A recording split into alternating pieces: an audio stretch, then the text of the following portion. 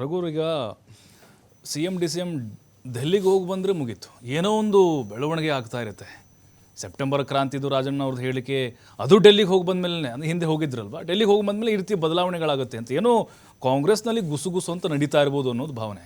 ಅಲ್ಲ, ಅದೆಲ್ಲ ಯಾವಾಗ್ಲೂ ಆಬ್ವಿಯಸ್ ಆಗಿ BJP ಅವ್ರಿಗೆ ಅದು ಬೇಕಾಗಿರೋದು. ಅದು ಯಾಕೆಂದ್ರೆ ಅವ್ರ ಮನೆಯಲ್ಲಿ ಇರ್ತಕ್ಕಂಥ ತೂತ್ಗಳು ಮುಚ್ಕೊಳ್ಳೋಕ್ಕೆ ಪಕ್ಕದ ಮನೆಯಲ್ಲಿ ತೂತಿದೆ ಅಂತ ತೋರಿಸುವಂಥ ಪ್ರಯತ್ನವನ್ನು ಮಾಡ್ತಾರೆ. ಹಾಗಾಗಿ BJP ಅವರು ಅವರ BJP ಕಂಟ್ರೋಲ್ಡ್ ಮಾಧ್ಯಮಗಳಿದ್ದಾವೆಲ್ಲ, ಅವರು ಆವಾಗ BJP ಏನು ಹೇಳ್ತಾರೋ ಅದನ್ನೇ ಬರೀತಾರೆ, ಅದನ್ನ ಜನ ನಂಬ್ಕೊಳ್ಳುವಂತ ಒಂದು ಕೆಲಸ ಮಾಡ್ತಾರೆ.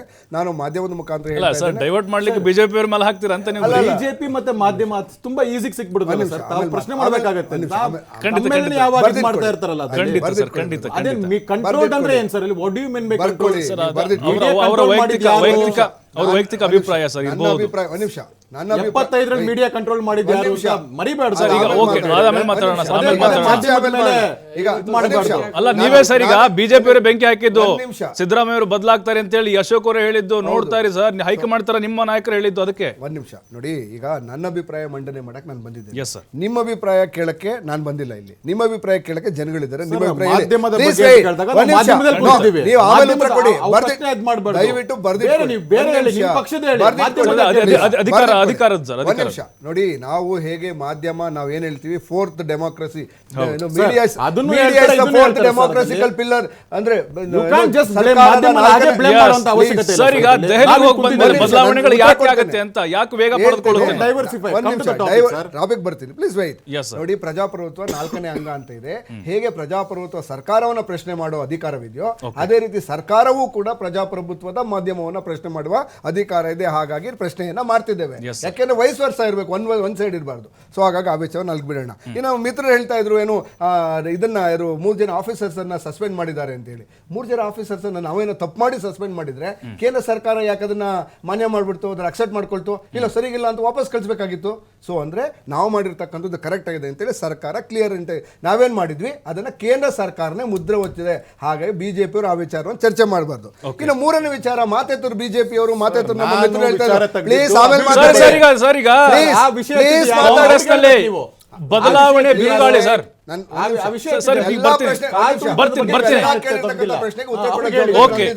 ರಾಜ್ಯದ ಜನತೆಗೆ ತಪ್ಪು ಮಾಹಿತಿ ಹೋಗಬಾರ್ದು, ಹಾಗಾಗಿ ಸರಿ ಉತ್ತರವನ್ನು ಕೊಡ್ತಾ ಇದ್ದಾರೆ. ಕರ್ನಾಟಕದಲ್ಲಿ ಒಂದ್ ನಿಮಿಷ ಕೇಳಿಸ್ಕೊಳ್ಳಿ, ಕರ್ನಾಟಕದಲ್ಲಿ ಮೊಟ್ಟ ಮೊದಲ ಬಾರಿಗೆ ಮಾನ್ಯ DK ಶಿವಕುಮಾರ್ ಅವರು ಅಧ್ಯಕ್ಷರಾದ ನಂತರ, DK ಶಿವಕುಮಾರ್ ಅವರು DCM ಆದ ನಂತರ ಬೆಂಗಳೂರಿಗೆ 1.5 ಲಕ್ಷ ಕೋಟಿ ಡೆವಲಪ್ಮೆಂಟ್ ವರ್ಕ್ ನಡೀತಾ ಇದೆ. ಪ್ಲೀಸ್ ವೈ, ಬೆಂಗಳೂರು ಮುಳುಗೋಗಿದ್ದ ನಿಮಿಷ ನೋಡಿದ್ರಲ್ರಿ, ಸ್ವಲ್ಪ ದಿನ ನೋಡಿದ್ರಲ್ಲ. ಬಿಜೆಪಿ ಕಾಲದಲ್ಲಿ ಲೊಂಬಾರ್ಗಿನಿ ದೊಡ್ಡ ದೊಡ್ಡ ಕಾರುಗಳು ತೇಲ್ತಾ ಇದ್ದನ್ನ ನೀವೇ ತೋರಿಸಿದ್ರಿ ಮಾಧ್ಯಮದಲ್ಲಿ. ಬೆಂಗಳೂರನ್ನು ಮುಳುಗ್ತಾ ಇರ್ತಾರೋ ಇದೇ BJP ಶಾಸಕರ ಕ್ಷೇತ್ರದಲ್ಲಿ ಮುಳುಗ್ತಾ ಇರೋದು. ಯಾಕೆ ಕಾಂಗ್ರೆಸ್ ಶಾಸಕರ ಕ್ಷೇತ್ರದಲ್ಲಿ ಯಾಕೆ ಫ್ಲಡ್ ಆಗ್ತಾ ಇಲ್ಲ? ಇಲ್ಲಿ ಒಂದ್ ನಿಮಿಷ ಪ್ಲೀಸ್, ಇಲ್ಲಿವರೆಗೂ ಕಳೆದ 15-25 ವರ್ಷದಿಂದ ಅಧಿಕಾರದಲ್ಲಿರ್ತಕ್ಕಂಥ BJP ಶಾಸಕರು ಯಾಕೆ ಈ ನೀರನ್ನ ಮುಳುಗ್ಸೋದಕ್ಕೆ ತಡಿತಾ ಇಲ್ಲ? ಎಲ್ಲಾ ಮುಳುಗಿರ್ತಕ್ಕಂಥದ್ದು BJP ಶಾಸಕರು ಇರ್ತಕ್ಕಂಥದ್ದು. ಬೊಮ್ಮನಹಳ್ಳಿ ಇರ್ಬೋದು, ಯಲಹಂಕ ಇರ್ಬೋದು, ಅನಾಹುತ ಮಾತಾಡೋಣ ಸರ್. ಖಂಡಿತ ನಿಮ್ ಕನ್ಸರ್ನ್ ಗೊತ್ತಾಗುತ್ತೆ. ಕ್ಷೇತ್ರದಲ್ಲಿ ಏನು ಮುಳುಗ್ತಾ ಇದೆ ಅದೆಲ್ಲ BJP ಕ್ಷೇತ್ರದಲ್ಲಿ, BJP ಶಾಸಕರು ಇರ್ತಕ್ಕಂಥ ಕ್ಷೇತ್ರದಲ್ಲಿ ಮುಳುಗೋಗಿದೆ. ಆಮೇಲೆ ಮಾತಾಡೋಣ, ಮತ್ತೆ ಡೆವಲಪ್ಮೆಂಟ್ ಬಗ್ಗೆ ಡೈವರ್ಟ್ ಅನ್ನ ಮಾಡ್ತಾ ಇರೋದು. ಅವರು ಪ್ರಶ್ನೆಯನ್ನ ಕೇಳಿದ್ದಕ್ಕೆ ಉತ್ತರವನ್ನ ಕೊಟ್ಟಿದ್ದೇನೆ. ಮಳೆಯಲ್ಲಿ ಮುಳುಗಿಸಿದ್ದು BJP ಶಾಸಕರು. ಹಾಗಾಗಿ ತಪ್ಪನೇನಾದ್ರೂ ಬ್ಲೇಮ್ ಮಾಡೋದಾದ್ರೆ BJP ಶಾಸಕರನ್ನ ಬ್ಲೇಮ್ ಮಾಡಿ, ಅದು ಮುಗೀತು.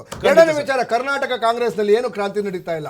ಯಾಕೆ ಅಂದ್ರೆ ಕರ್ನಾಟಕ ಕಾಂಗ್ರೆಸ್ ಯಾವಾಗ್ಲೂ ಸದಾ ಒಂದು ಹಸನ್ಮುಖಿಯಾಗಿ ಕೆಲಸ ಮಾಡ್ತಾ ಇದೆ. ನಾವು ಡೆವಲಪ್ಮೆಂಟ್ಗೆ ಮೊನ್ನೆ ತಾನೇ ರಾಯಚೂರಿಗೆ 709 ಕೋಟಿ ಕೊಟ್ಟಿದ್ದೇವೆ, 543 ಕೋಟಿ KR ನಗರ ಕೊಟ್ಟಿದ್ದೇವೆ. ನಮ್ಮ ಕೊಟ್ಟಿದ್ದೀರಿ ಅಲ್ಲ, ಶಾಸಕರು ಅಲ್ಲ ಸರ್, ಕೊಟ್ಟಿದ್ದೀರಿ ಅಂತ ಹೇಳಿ ಶಾಸಕರು ಮತ್ತೆ ಯಾಕೆ ಬರ್ತಾ ಇದ್ದಾರೆ ಮಾಧ್ಯಮಗಳು?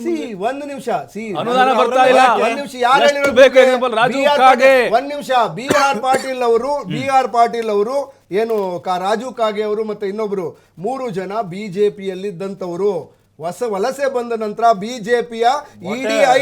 ಬಿಜೆಪಿಯ ಮುಂಚೂಣಿ ಘಟಕಗಳಾದ ಕೇಂದ್ರ ಸರ್ಕಾರದ ED-IT ಉಪಯೋಗಿಸಿಕೊಂಡು ನಮ್ಮ ಸರ್ಕಾರಕ್ಕೆ ಕೆಟ್ಟ ಹೆಸರು ತರುವಂತ ಪ್ರಯತ್ನ ಅವ್ರನ್ನ ಎದುರಿಸ್ತಾ ಇದ್ದಾರೆ. ಅದು ಹೊಸದಲ್ಲ, ಇದು ಹಳೇದೇ bomb. Old wine, new bottle. BJP ಏನು ಅಂದ್ರೆ ಸದಾ ಅವರ ಏನೋ ಸಂಕಷ್ಟಕ್ಕೆ ಬಂದಾಗ ED-IT ಉಪಯೋಗಿಸ್ಕೊಳ್ಳೋದು, ಕಾಂಗ್ರೆಸ್ ಮತ್ತೆ ಬೇರೆ ಶಾಸಕರನ್ನ ಎದುರಿಸೋದೇ ಇವ್ರ ಕೆಲಸ. ಯಾಕೆ ಅಂದ್ರೆ ಕಳೆದ 10 ವರ್ಷದಲ್ಲಿ 440 ಶಾಸಕರನ್ನ ಇವರು 443 ಶಾಸಕರನ್ನ ವಿವಿಧ ಪಕ್ಷದಿಂದ ಸೇರಿಸಿಕೊಂಡಿದ್ದಾರೆ. ಅದಕ್ಕೆ ಇದು ಸಾಕ್ಷಿ. ಅವ್ರು ಮಾಡಿಲ್ಲ ಅಂದ್ರೆ ನಾವು ಒಪ್ಕೊಳ್ತಿರ್ಲಿಲ್ಲ. ಸೊ ಹಾಗಾಗಿ ಇವರು ಏನು ನಮ್ಮ ಶಾಸಕರನ್ನ ಎದುರಿಸ್ತಾ ಇದ್ದಾರೆ. ಅಲ್ಲ, ನೀವು ಶಾಸಕರ ಆರೋಪ ಮಾಡ್ತಾ ಇದ್ದೀರಿ ಬಿಜೆಪಿ ಇದೆ ಅಂತ ಹೇಳ್ತಾ ಇದ್ದೀರಿ. ಬಿಜೆಪಿ ಅವರು ಅಲ್ಲ ಸರ್, 44 ಜನ MLA ಆಗಿ ಶಾಸಕರನ್ನ ಎದುರಿಸ್ತಾ ಇದ್ದಾರೆ. ಎದುರಿಸಕ್ಕೆ ಅವ್ರ ಪಾಪ ಅವ್ರು ಎದುರುಕೊಂಡು ಯಾವುದೋ ಒಂದು ಸ್ಟೇಟ್ಮೆಂಟ್ ಗಳನ್ನ ಕೊಡ್ತಾ ಇದ್ದಾರೆ. ಯಾರು ಇವರು 3 ಜನ ಬಿಜೆಪಿ ಇದ್ದವರು ಪಾಪ ಅವ್ರು ಏನ್ ನಮಗೆ ಪಕ್ಷದ ಹಿರಿಯ ಶಾಸಕರು ಅವ್ರು ಏನು ಇವ್ರ ಟಾರ್ಚರ್ ಅನ್ನು ತಡ್ಕೊಳಕ್ ಆಗ್ದಿರಾ ಈ ರೀತಿ ಸ್ಟೇಟ್ಮೆಂಟ್ ಅನ್ನು ಕೊಡ್ತಾರೆ. BR ಪಾಟೀಲ್, ರಾಜು ಕಾಗೇರಿ 100% ಇದು ಸತ್ಯ. ಹೊಸ ಸ್ಟೇಟ್ಮೆಂಟ್ ಸರ್ ನಾನು ಕೇಳ್ತಾ ಇರೋದು ಈಗ. ಬಿಜೆಪಿ ಎದುರಿಸ್ತಾ ಇರೋದು ಕಾಂಗ್ರೆಸ್ ಶಾಸಕರನ್ನ ಸರ್ಕಾರದ ವಿರುದ್ಧ ಎತ್ಕಡ್ತಾ ಇದ್ದಾರೆ ಸರ್. ಸರ್ಕಾರದ ವಿರುದ್ಧ 100% ಎತ್ಕಡ್ತಾ ಇದ್ದಾರೆ. ಏನಕ್ಕೆ ಅಂತಂದ್ರೆ ಅವರು ಯಾವಾಗ್ಲೂ ಎಲೆಕ್ಟೆಡ್ ಸರ್ಕಾರ ಇವ್ರ ಯೋಗ್ಯತೆಯಲ್ಲಿ ಮಾಡಕ್ಕೆ ಆಗಿಲ್ಲ. ಅವ್ರು ಏನಿದ್ರು ಸೆಲೆಕ್ಟೆಡ್ ಸರ್ಕಾರ ಮಾತ್ರ ಮಾಡಕ್ಕಾಗಿರೋದು. ಆ ಸೆಲೆಕ್ಟೆಡ್ ಸರ್ಕಾರ ಮಾಡಕ್ಕೆ ಏನಾದ್ರೂ ಮಾಡಿ ಕಾಂಗ್ರೆಸ್ ಸರ್ಕಾರ ಕೆಟ್ಟದ್ದು ತರಬೇಕು. ನಾವು 52,000 ಪ್ರಪಂಚದಲ್ಲೇ ಅತಿ ದೊಡ್ಡ ಗ್ಯಾರಂಟಿ ಯೋಜನೆಯನ್ನು ಕೊಟ್ಟು ಇವತ್ತು ಎಲ್ಲರೂ ಸಮೃದ್ಧರಾಗಿದ್ದಾರೆ. ಹೇಗಾದ್ರೂ ಸ್ವಲ್ಪ ಉಳಿ ಹಿಂಡಬೇಕು ಅಂತೇಳಿ ಈ ED-18 ಉಪಯೋಗಿಸ್ಕೊಂಡು ಪ್ರಯತ್ನ ಮಾಡ್ತಾ ಇದ್ದಾರೆ ಸರ್. ಈಗ ನೋಡಿ, ನಿಜಕ್ಕೂ ರಘು ದೊಡ್ಡೇರಿ ಸರ್ ಇಲ್ಲಿ ಕೂತ್ಕೊಂಡು ಇದೊಂದು ಹೊಸ ಚರ್ಚೆ ಕಾರಣ ಆಗುತ್ತೆ ಖಂಡಿತವಾಗ್ಲೂ. ಬಿಜೆಪಿ ಅವರು ಮುಂದಿಟ್ಟು ಮಾಡಿಸ್ತಾ ಇದ್ದಾರೆ ಅಂತ ಹೇಳಿ ಕಾಂಗ್ರೆಸ್ ಸರ್ಕಾರ ಉರುಳಿಸೋಕಿದು ಸರ್. ಅವರು ವಿವೇಚನವಾಗಿ ಮಾತಾಡ್ತಾ ಇದಾರ ಇಲ್ಲ ಬೇರೆ ರೀತಿಯಲ್ಲಿ ಮಾತಾಡ್ತಾ ಇದಾರ, ಅವರೇ ಆತ್ಮವಿಮರ್ಶೆ ಮಾಡ್ಕೋಬೇಕು. ಒಂದು ತಿಳ್ಕೊಳ್ಬೇಕಾಗತ್ತೆ, ಅವ್ರು ಹೇಳಿದಂತ ಶಾಸಕರು ಯಾರು ಮೊದಲನೇ ಬಾರಿನೋ 2ನೇ ಬಾರಿನೋ ಆಯ್ಕೆ ಆದವ್ರು ಅಂತಾರಲ್ಲ ಸರ್.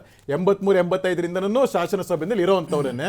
ಶಾಸನಸಭೆಯಲ್ಲಿ ಅಂದಾಗ ಸಮಕಾಲೀನನು ಈಗಿನ ಮುಖ್ಯಮಂತ್ರಿಗಳಿಗಂತಾನೆ ಹೇಳ್ಬೋದು. ಅಂಥವ್ರಿಗೆ ಯಾರಾದ್ರೂ ಹೇಳ್ಕೊಡಕ್ಕಾಗತ್ತೆ ಸರ್ ಅಲ್ಲಿ. ಮತ್ತೆ ಅವ್ರೇನು ಅಧಿಕಾರದಲ್ಲಿಲ್ಲ ಅಂದ್ರೆ ಅವ್ರೇನ್ ಮಂತ್ರಿ ಪದವಿ ಇಲ್ಲ. ಈ 34 ಜನ ಮಂತ್ರಿ ಪದವಿ ಇಲ್ಲ ಸರ್. ಒಂದ್ ನಿಮಿಷ ಕೇಳಿಸ್ಕೊಳ್ಳಿ ಸರ್.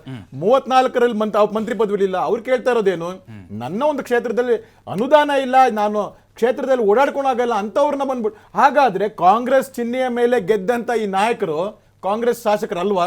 ಹೇಳ್ಬಿಡ್ಬೇಕು ಅವರು. KPCC ಅಧ್ಯಕ್ಷರು ಏನ್ ಇವ್ರು ಹೇಳಿದಾರಲ್ಲ, ಈ 3 ಜನರನ್ನು KPCC ಚಿಹ್ನೆಯಲ್ಲಿ ಕಾಂಗ್ರೆಸ್ ಚಿಹ್ನೆಯಲ್ಲಿ ಗೆದ್ದವರು ನಮ್ಮ ಶಾಸಕರಲ್ಲ ಹೇಳ್ಬಿಡಿ. ಯಾಕೆ ಅವ್ರನ್ನ ಕರೆದು ಮಾತಾಡ್ಸ್ತಾ ಇದ್ದೀರಾ? ಯಾಕೆ ಅವ್ರನ್ನ ಕರೆದು ಮಾತಾಡ್ಸ್ತಾ ಇದ್ದೀರಾ? ನಿಮ್ ಶಾಸಕರಲ್ಲ ತಾನೆ, ಯಾಕೆ ಕರೆದು ಮಾತಾಡ? ಇದೊಂಥರ ಸರ್ ನಾ ಹೇಳ್ತಾ ಇರೋದು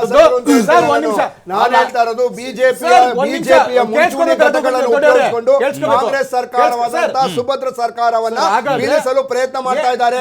ಹಾಗಾಗಿ ED-18 ಎದುರಿಸಿ ಅವರಿಗೆ ED-18 ಉಪಯೋಗಿಸಿಕೊಂಡು ಅವರನ್ನು ಎದುರಿಸಿ ಈ ರೀತಿಯ ಸ್ಟೇಟ್ಮೆಂಟ್ ಕೊಡಿಸುವಂತ ಪ್ರಯತ್ನ ಬಿಜೆಪಿ ಮಾಡ್ತಾ ಇದೆ. ED-18 ಎಲ್ಲಿ ಬರುತ್ತೆ ಅನ್ನೋದು ಅಲ್ಲಿ ನಿಮಗೆ ಹೇಳಿ. ಹಾಗಾದ್ರೆ ಏನು ಮಾಡಾಳು ವಿರೂಪಾಕ್ಷಪ್ಪ ಅವ್ರಿಗೆ 8 ಕೋಟಿ ಸಿಕ್ತು.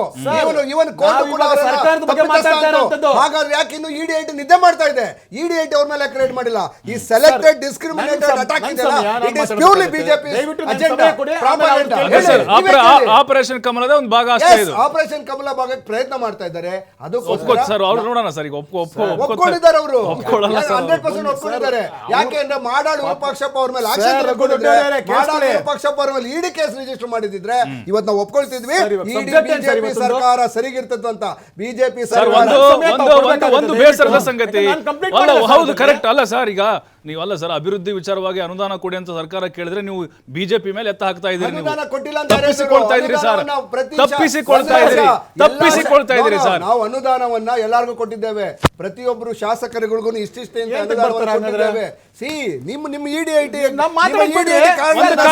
ಒಂದು ಕಾಲುವೆ ಮಾಡಕ್ ಆಗ್ತಾ ಇಲ್ಲ ಅಂತ ಹೇಳ್ತಾರೆ. ED-18 ಇವತ್ತು ಎದುರಿಸ್ತಾ ಇದ್ದೀರಾ. ಈ ಸುಭದ್ರ ಸರ್ಕಾರವನ್ನ ಹೇಗಾದ್ರೂ ಮಾಡಿ ಬೀಳಿಸಬೇಕು ಅಂತೇಳಿ ಅಸಮರ್ಥ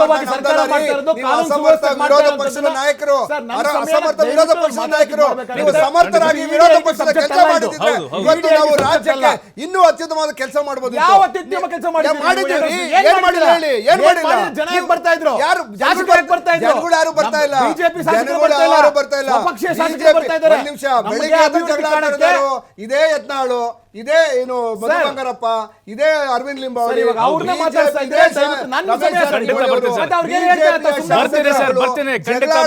ಮನೆಗೆ ಈಗಲೂ ನೆನ್ನೆನೂ ಕೂಡ ನಡೆದಿದೆ. ಅಯ್ಯೋ ಇವರು ಅಶೋಕ್ ಅವ್ರ ಕುರ್ಚಿ ಖಾಲಿ ಅಂತ ಹೇಳಿ ಅಶೋಕ್ ಅವ್ರು ಬೇರೆಯವ್ರ ಬಗ್ಗೆ ಮಾತಾಡ್ತಾರೆ. ಅವ್ರ ಕುರ್ಚಿನೇ ಅಳ್ಳಾಡ್ತಾ ಇದೆ, ಯಾರು ಅಂತ ಗೊತ್ತಿಲ್ಲ. ನೆನ್ನೆ ವಿಜಯೇಂದ್ರ ಕುರ್ಚಿ